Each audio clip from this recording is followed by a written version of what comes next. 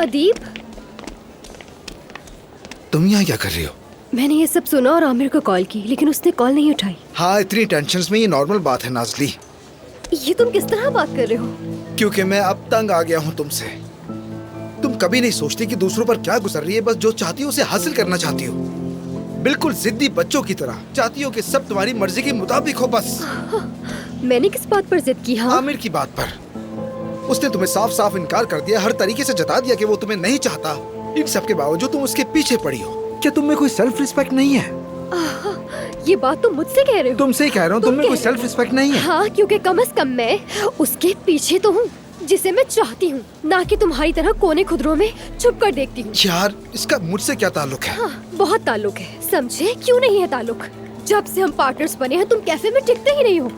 तुम तो बस जब देखो अफसून के पीछे पड़े रहते हो, उसी का पूछते रहते हो। हालांकि मैं तुम्हारी पार्टनर हूँ, लेकिन तुम सब कुछ उसी को बताते हो, उसी से मशवरा करते हो, हर वक्त गायब हो जाते हो। क्यों? सुनो अदीब, यहाँ देखकर बताओ क्यों? बताओ ना आखिर क्यों?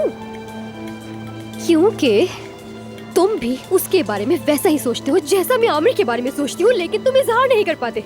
हाँ, बताओ हम में क्या फर्क है? ज्यादा फर्क नहीं है अदीब। आमिर से मोहब्बत का इजहार मैंने उसके सामने किया है, इसलिए अब मुझे नसीहतें करने के बजाय तुम जरा अपनी हालत पर गौर करो।